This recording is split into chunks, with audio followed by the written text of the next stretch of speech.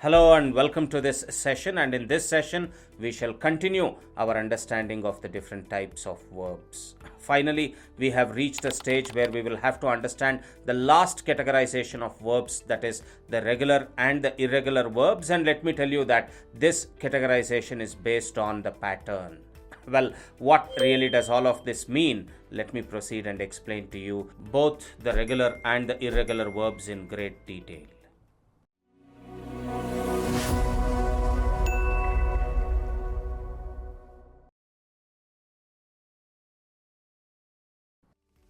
Regular verbs, as the name suggests, are called as regular because they follow a regular pattern.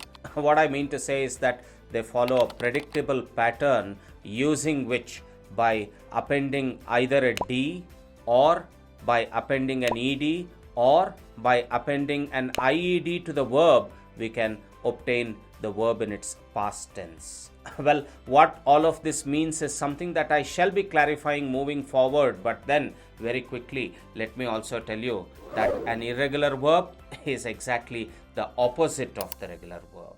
Well, what I mean to say is that there is no regular pattern in case of the irregular verb. Basically, what I mean to say is that if you really want to obtain the past tense form of the verb, then you cannot be obtaining by just appending either a D or an ED or an IED to the respective verb form. Well, I'm sure at this point in time things are not pretty clear, but then let me assure you that by the end of this session you would have got a complete understanding as to how you can categorize the verbs as regular and irregular. So let me proceed and take up the regular verbs in greater detail. Even before I speak about the regular verbs and also explain to you as to what I really meant by appending a D or an ED or an IED, have a look at this sentence. Well, they like each other very much happens to be a sentence in which like is the verb. But then whether this verb happens to be a regular verb or the irregular verb is the question. Anyway, I shall clarify as to what type of a verb it is, but then you can easily notice that this sentence happens to be in the present tense. Again, as I have told you in my previous sessions, that moving forward you shall completely understand the concept of tenses in sentences, but then at this point in time the sentence indicates that the two of them like each other very much till date, and hence we say that this sentence happens to be in the present tense. But then just in case I have to obtain this sentence in the past tense, then all that I have to do is to append or attach a D to the verb. What I mean to say is something like this. Yes, after all, what you have done here is that you have appended a D to the verb, and now the sentence happens to be in the past tense. What it indicates is that at one point in time they liked each other, but now they are not liking is what is the meaning of the sentence. In other words, what I want you to understand here is that the first sentence is in the present tense and the second sentence is in the past tense, and to really convert the present tense to past tense, all that you had to do is to attach or append a D to the verb. In fact, such verbs which can easily be converted from the present tense to the past tense by appending or attaching a letter D is what we refer to as the regular verbs, and that way like happens to be a regular verb. Well, let me give you one more example. Have a look at this. We enjoy the movie, and let me tell you that here enjoy happens to be the verb. But then is it a regular verb? Well, all that I have to do is to try expressing this sentence in the past tense. And just in case I try to express this sentence by appending a D like this, then let me tell you that this is grammatically incorrect, because this is not the spelling of enjoyed. After all, you should not be appending a D, rather, what you will have to be appending is an ED. Yes, this is the valid spelling of enjoyed, and let me tell you that now that you have done this, this sentence is a valid past tense sentence. In other words, in this case, you can notice that to transform the sentence from the present tense to the past tense, you did not append a D, rather, you appended an ED. In fact, even such verbs wherein you can transform it from the present to the past form by appending an ED is also referred to as the regular verb. So that way, enjoy happens to be a regular verb. And not just that, have a look at this example.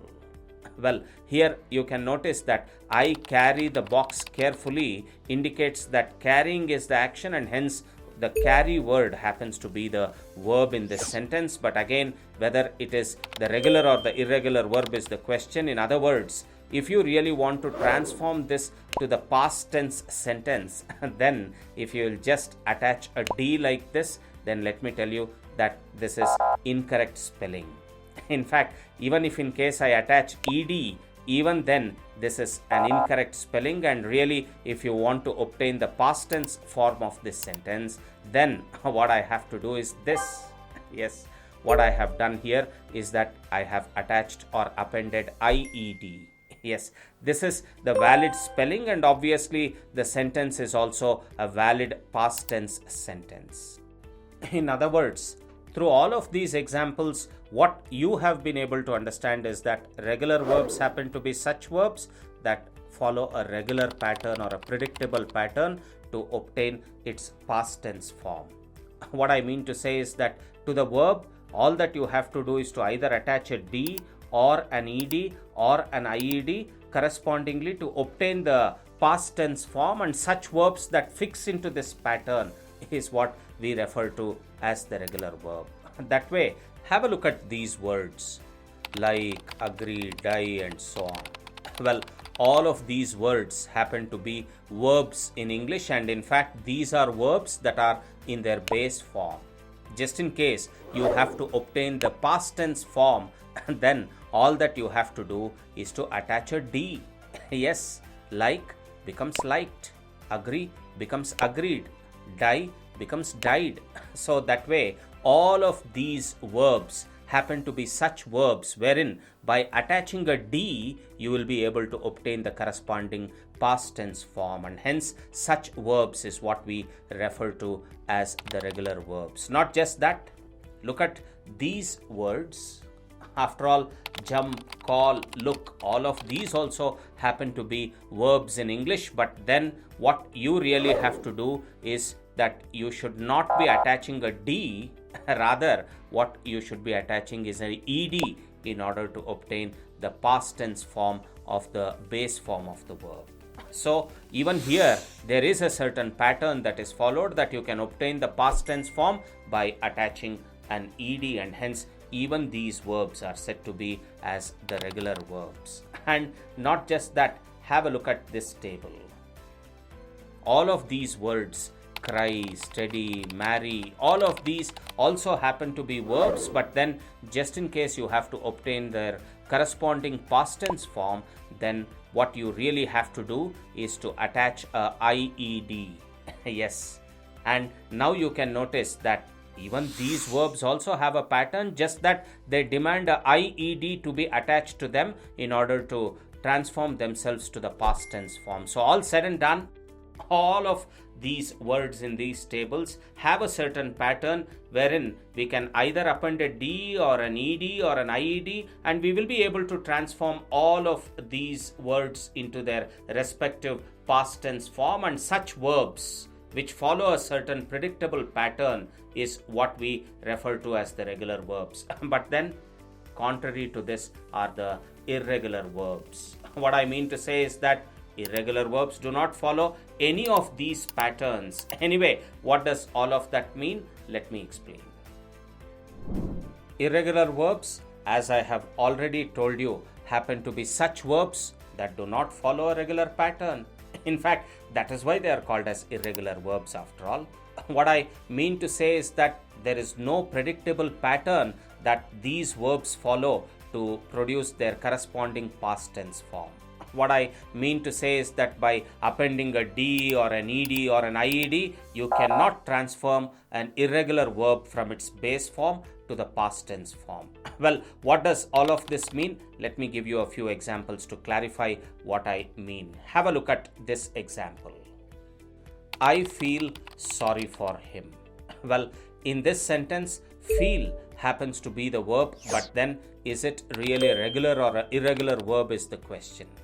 Anyway, this happens to be a sentence in the present tense. But then, just in case I have to express this in the past tense, then I cannot do it by attaching a D to the verb feel. This is an invalid spelling. In fact, this sentence is also invalid. That way, neither can I replace this D with an ED. Even this is also invalid. That way, I cannot be appending even an IED. Even this is invalid. In fact, what you can notice is that feel happens to be such a verb which is not fitting to a pattern wherein by attaching a D or an ED or an IED that you are able to obtain the corresponding past tense form. It is not following the pattern. And that is the reason why I say that feel happens to be an irregular verb. Anyway, I am sure that now your question is as to what really is the past tense form of this sentence. Well, what you really have to do is to replace this with felt. Yes, felt happens to be the past tense form of the verb feel. Well, you can notice that there is no pattern at all in this. It is feel in the present tense, but then felt in the past tense. In fact, there is no regular pattern that this verb feel is adopting to give us the past tense equivalent, and since there is no predictable pattern, that we refer to feel as the irregular verb. Anyway, let me give you a few more examples to clarify what I mean. Have a look at this example. She goes to school every day. Well, I'm sure that you know that goes happens to be the verb in this sentence, but then whether this is a regular verb or the irregular verb is the question. Anyway, if I will have to express this sentence which is in the present tense in the past tense, then I cannot just append a D like this. This is invalid. Neither can I append an ED like this. Even this happens to be invalid. Neither can I append IED to obtain a valid sentence. No, none of these actually fit in order to give us the corresponding past tense form. And because none of these patterns fit in, that we refer to goes as the irregular verb. But then if you'll ask me as to what is the word that really needs to be used so that the sentence gets transformed to the past tense, then let me tell you that went happens to be the past tense form. In other words, what you can notice is that the verb is goes in the present tense, but then went in the past tense. And since there is no regular pattern to really obtain the past tense form of the verb, that we refer to such verbs as the irregular verbs. Anyway, let me give you one more example. Finally, have a look at this example. We drink coffee every morning. Well, in this sentence, drink happens to be the verb, and you know that the sentence happens to be in the present tense. After all, what I now really am interested is in identifying if drink happens to be a regular or a irregular verb, and for that I need to express this sentence in the past tense. Well, to convert this sentence to the past tense, I cannot just append a D like this.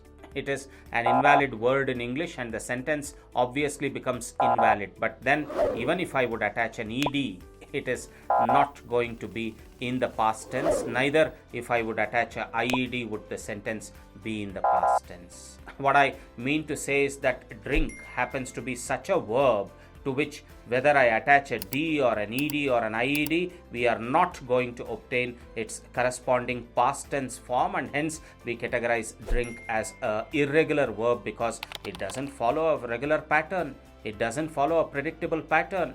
But then I'm sure that you are interested in knowing as to what is the word that we need to use, and let me tell you, we have to make use of the word drank.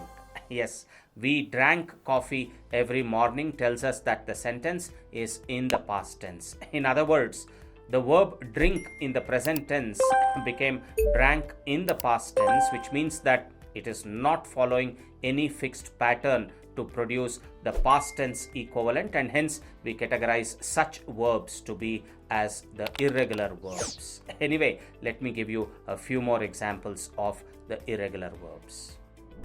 Have a look at this table. Buy, feel, win, come, and all of these words in English happen to be verbs. But then these are the verbs in the base form. Just in case I have to obtain their equivalent past tense form, then buy cannot be expressed as bide or bide like this. All of these happen to be invalid. In fact, the past tense equivalent of buy happens to be bought. Similarly, for feel, it is felt. Similarly, for win, it is won.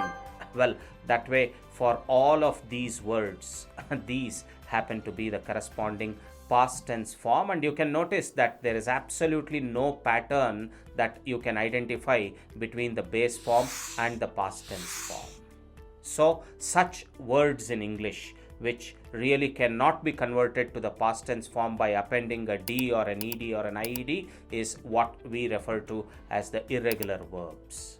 Anyway, all said and done, now I am sure that you have been able to understand the characteristics of the regular verbs and also the characteristics of the irregular verbs.